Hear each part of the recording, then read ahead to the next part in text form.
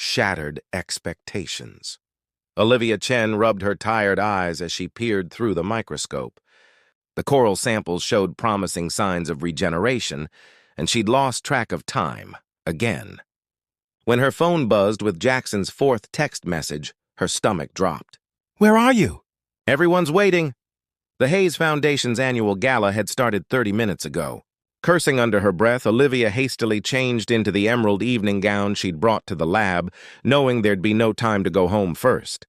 Her research on coral reef restoration was at a critical stage, but Jackson had stressed how important tonight was for his family's business connections. By the time her taxi pulled up to the gleaming Grand Hayes Hotel, Olivia was 45 minutes late. She rushed through the ornate lobby, the clicking of her heels betraying her hurried entrance. The ballroom doors opened to reveal hundreds of guests in formal attire, mingling beneath crystal chandeliers. Jackson spotted her immediately. His tall figure cut through the crowd, his handsome face set in a tight smile that didn't reach his eyes. "You made it," he said, taking her arm perhaps a bit too firmly. "My father was about to give his speech introducing me as the new development director." "I'm so sorry," Olivia whispered. The coral samples showed actual growth patterns. "And I completely lost track." "Not now," Jackson interrupted, guiding her toward the front table where his parents sat with several distinguished-looking guests. "Just smile and try to look like you've been here all evening." Catherine Hayes, Jackson's mother, gave Olivia a cool nod.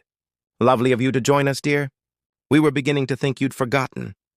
"I apologize for my tardiness." "Mrs. Hayes, my research—" "Let's not bore everyone with lab tales," Jackson cut in with a laugh that sounded hollow to Olivia's ears. He turned to address the table. Olivia's passionate about her work, sometimes too passionate. A few polite chuckles rippled around the table, but Olivia felt the judgment in their eyes. She'd been dating Jackson for nearly a year, yet still felt like an outsider in his world of old money and business connections. When Harold Hayes took the stage to announce Jackson's promotion, Olivia clapped enthusiastically. She was proud of Jackson, even if she sometimes felt his career pulling him further into a world she struggled to fit into. After the speech, as waiters served champagne, Jackson pulled her aside behind a massive floral arrangement. "You embarrassed me tonight," he said, his voice low but sharp. "This wasn't just any event. My father's investors were here. The board members. Everyone who matters to our future." "I said I was sorry," Olivia replied, feeling a flush creep up her neck. The samples showed unprecedented growth rates. "If my research proves successful, not everything revolves around your fish and coral, Olivia." Jackson's voice rose, drawing glances from nearby guests. "Some of us have real responsibilities. Family legacies to uphold." The words stung like salt in an open wound. "My work is important too," she said quietly. "Important enough to humiliate me in front of everyone who matters in my life?" His tone was cutting. "Maybe if you cared half as much about our relationship as you do about your specimens, you'd understand why tonight mattered."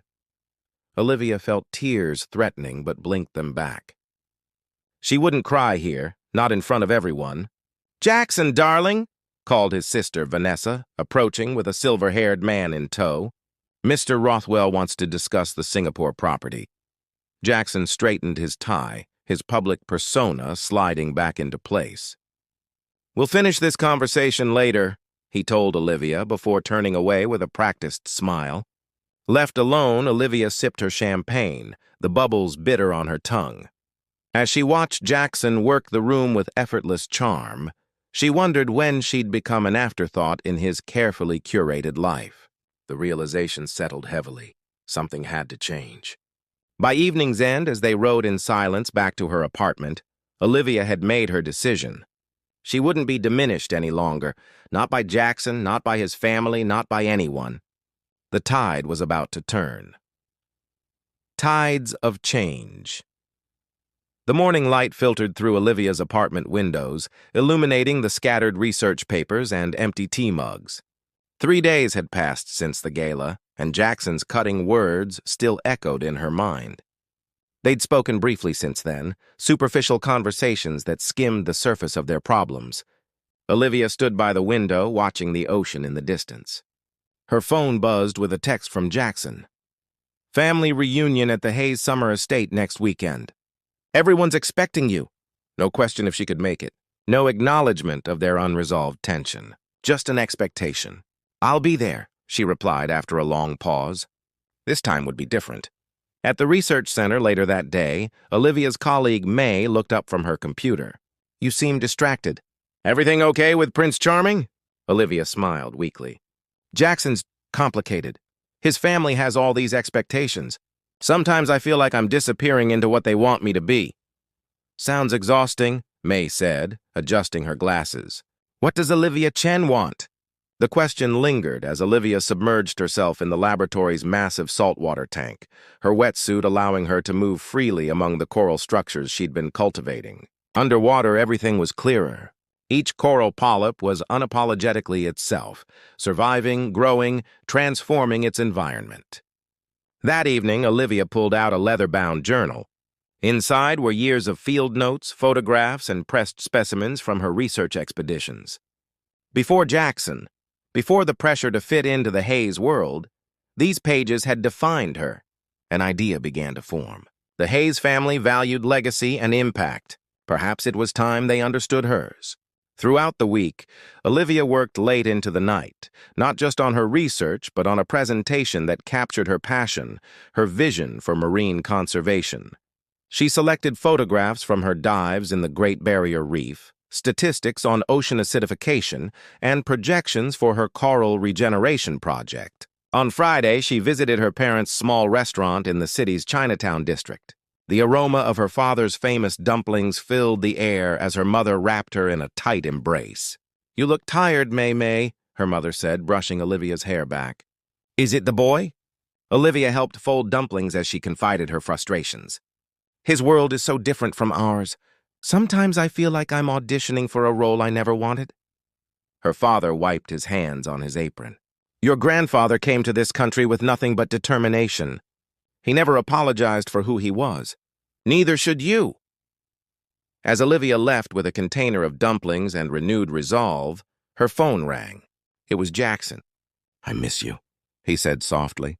This week has been crazy with the new development plans. Her heart softened at his voice.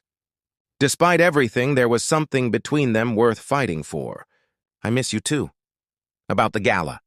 I was out of line, Jackson admitted. It's just, when you're not there, I feel like I'm standing alone against all their expectations. I understand pressure, Jackson, but I won't be someone I'm not, even for you. A long pause followed. The reunion's going to be intense. Dad's announcing the Family Foundation's annual focus, and he's leaning toward urban development. Olivia clutched the phone tighter. What about the environmental initiatives we discussed? It's complicated, he sighed. Family tradition and all that. After they hung up, Olivia stared at her presentation materials spread across her living room floor. The reunion wasn't just about her relationship with Jackson anymore. It was about standing up for everything she believed in. Saturday morning, Olivia packed her car with both her carefully selected outfit and her presentation materials. The drive to the Hayes estate took nearly 2 hours, winding along coastal roads until she reached the imposing gates of Waverly Point. The sprawling property overlooked a pristine stretch of coastline, ironically beautiful, considering the family's historical indifference to environmental concerns. As Olivia parked beside luxury vehicles, she touched the small coral pendant at her neck for courage. Jackson met her on the grand porch, handsome in casual linen. His kiss was warm, his smile genuine.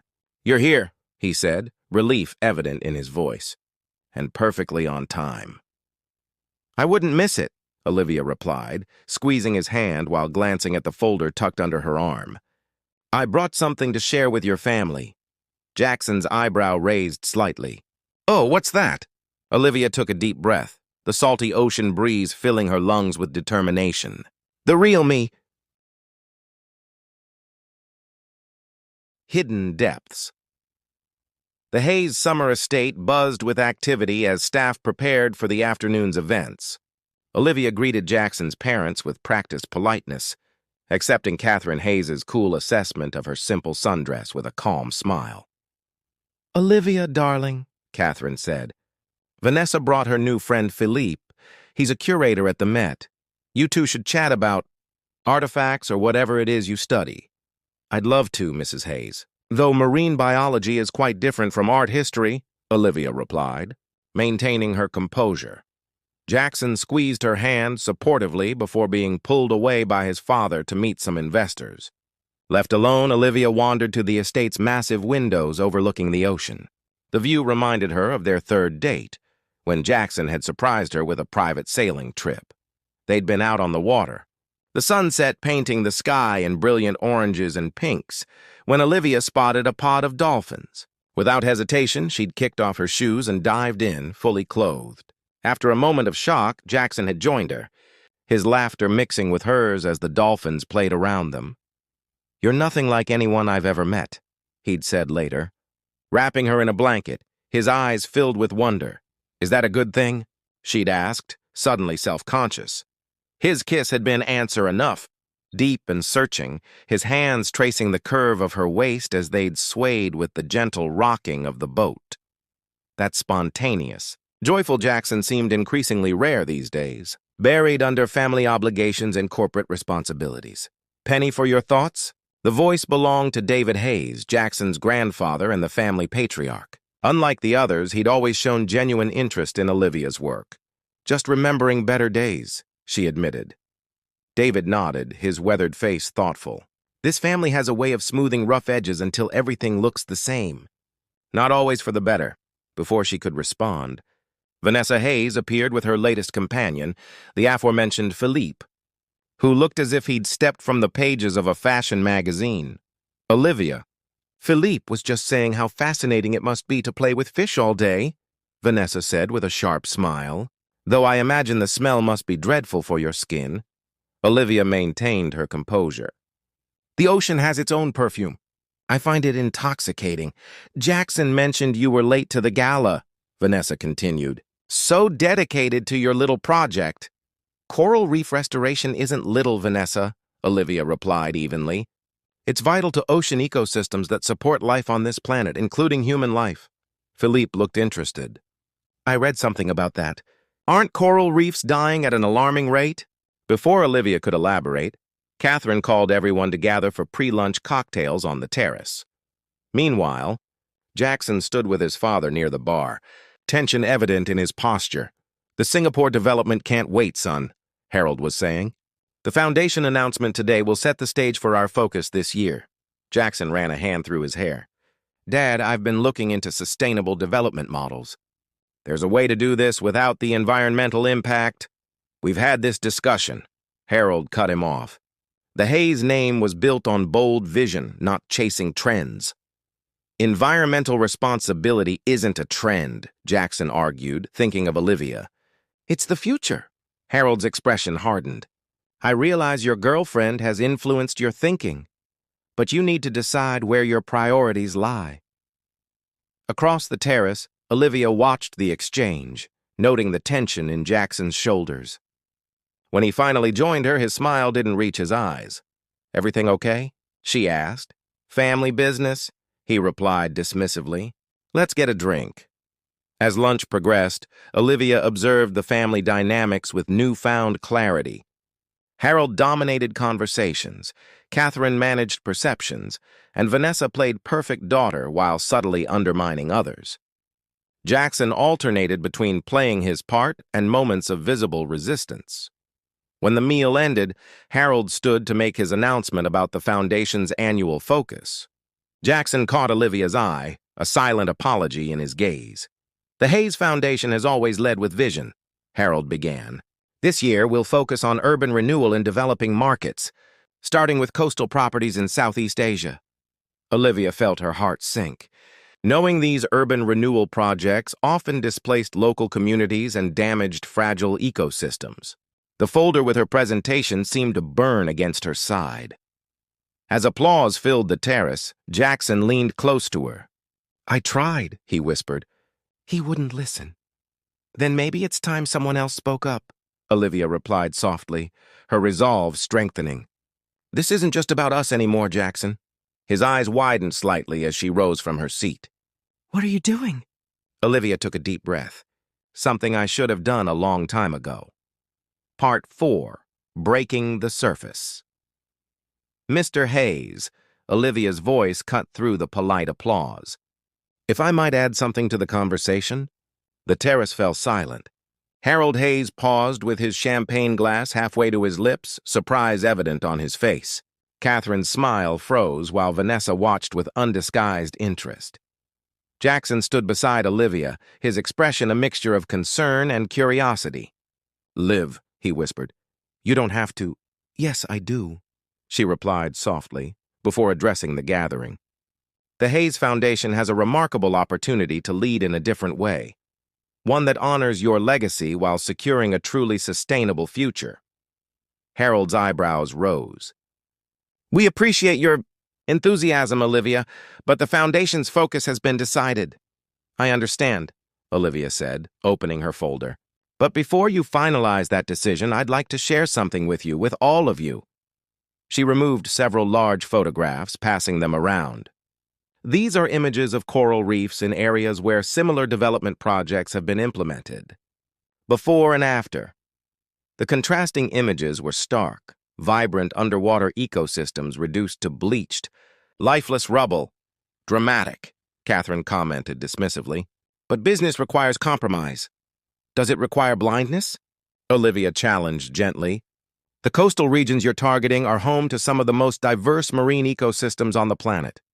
Once destroyed, they can't be restored in our lifetime." She moved to the table's center, spreading out maps and data charts. "My research team has developed a regenerative approach to coral restoration that's showing unprecedented success rates. Combined with sustainable development practices, it could revolutionize how coastal projects are implemented." David Hayes leaned forward with interest. "You're suggesting an alternative approach? Not abandonment of the projects?" "Exactly," Olivia nodded. "Imagine the Hayes Foundation leading a new model of development, one that enhances rather than destroys these environments while still creating economic opportunity." Jackson moved to her side. "Examining the materials, the profit margins would adjust, but the long-term sustainability would actually increase property values," he noted, his business mind engaging. Harold frowned. "This seems speculative at best." "My data isn't speculative, Mr. Hayes," Olivia replied confidently. "But there's more to this than numbers." She looked around the table, making eye contact with each family member. "This isn't just about coral or development. It's about who I am, who we all are." Her voice softened but remained steady. "Since meeting Jackson, I've tried to fit into your world. I've worn the right clothes, said the right things, hidden my passion when it seemed inconvenient. But that woman isn't me, and pretending hurts us all." She turned to Jackson, her eyes filled with emotion. "I love you, but I won't disappear to make your life easier." "The woman you sailed with, who dived into the ocean fully clothed to swim with dolphins, she's who I am." "The scientist who loses track of time because she believes in something bigger than herself, that's who I'll always be." The terrace remained silent as Olivia continued. "I'm not asking you to abandon your plans or your traditions. I'm asking you to see that there's room for growth, for new perspectives, in your business and in your family." Jackson stared at her, something shifting in his expression as she spoke. He suddenly looked more like the man she'd fallen in love with, present, alive, unburdened. "She's right," he said finally, turning to his father. "We've talked about modernizing our approach for years. This is our chance." Harold's frown deepened. "This is highly inappropriate." "No, Dad," Jackson interrupted firmly. "What's inappropriate is dismissing valuable input because it doesn't fit our preconceptions. Olivia's research represents exactly the kind of innovation we claim to value." Catherine looked scandalized.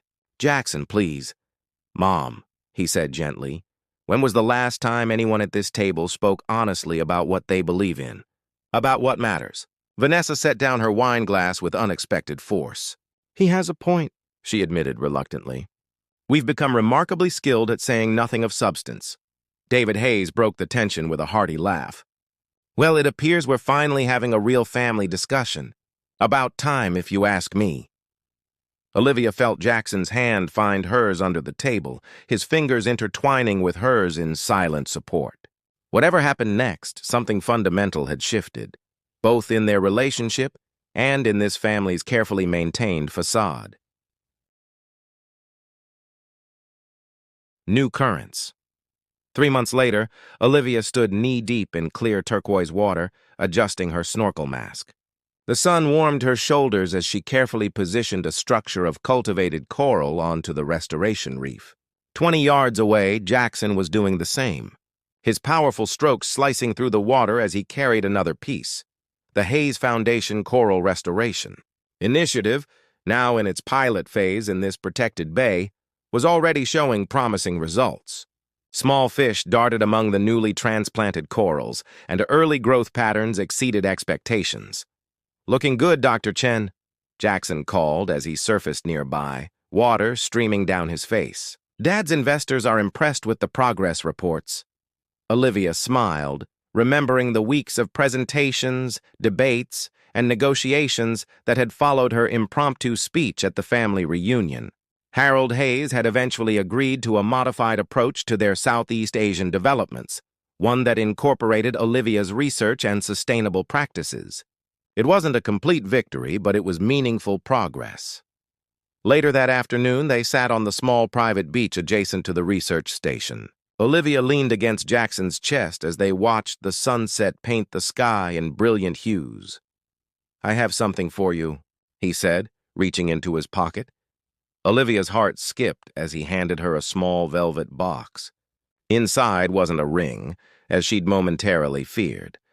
They weren't ready for that step yet, but a delicate silver pendant in the shape of a coral branch, studded with tiny sapphires. "It's beautiful," she whispered as he fastened it around her neck.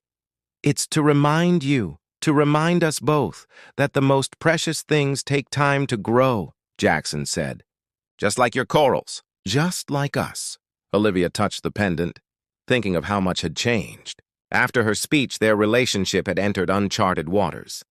They'd argued, they'd negotiated, they'd rediscovered each other without the pressure of pretense. "Your family's coming around," she observed.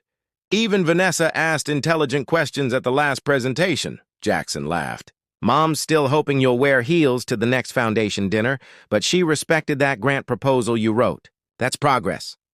"And your father?" "Dad's a businessman to his core," Jackson replied. "When the sustainability metrics started showing positive impact on our brand, he became a convert, at least professionally. The transformation hadn't been seamless. There had been tense meetings, raised voices, and moments when it all seemed impossible. But something fundamental had shifted in the Hayes family dynamic, a rigidity giving way to possibility. "I've been thinking about what you said that day," Jackson said, his fingers tracing patterns on her arm. "About not disappearing to make my life easier. I never wanted you to disappear, Liv. I was just afraid of disappearing myself." Olivia turned to face him. "What do you mean?" "The Hayes name comes with this weight, this expectation that you'll follow the established path. When I met you, you were so unapologetically yourself. I envied that freedom." He looked out at the ocean. "Somewhere along the way, I started losing myself in what everyone expected me to be." "And now?" Olivia asked. Jackson smiled, a genuine smile that reached his eyes. "Now I'm learning to navigate my own current. The family legacy matters to me, but so does building something that reflects who I really am." His hand found hers in the sand. "Who we are together."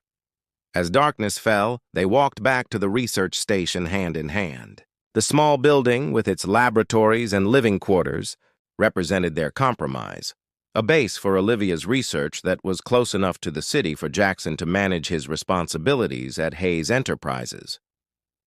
Inside, they moved together with the easy familiarity of partners who had weathered storms together. Jackson prepared dinner while Olivia reviewed her research notes, their conversation flowing naturally between personal and professional topics. Later, as moonlight filtered through the windows, they came together with a passion that had only deepened through their struggles. Jackson's hands traced the curves of her body with reverence, his lips following the path of his fingers. Olivia responded with equal fervor, their bodies finding a rhythm as natural as the tides. "I love you," she whispered against his skin, feeling the strength in his arms as he held her. "I love who we are together." he replied, his voice rough with emotion. Not who anyone expects us to be. In the quiet aftermath, they lay entangled in sheets, planning their next steps, both for the restoration project and for themselves. There would be more challenges, more family dynamics to navigate, more balance to find between their different worlds. But something fundamental had changed. They were no longer trying to fit into prescribed roles or predefined expectations. Instead, they were building something new together, something that honored their individual passions while creating space for growth.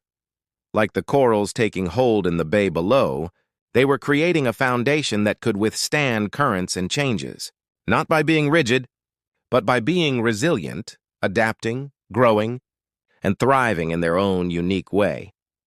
As Olivia drifted toward sleep in Jackson's arms, she thought about the depths they'd explored together, both literally and figuratively. The surface appearances that had once seemed so important now felt shallow compared to what they'd discovered beneath. Their story was still unfolding, still finding its shape, like the ocean itself, ever-changing yet constant in its power. And in that endless possibility, they had found their truth.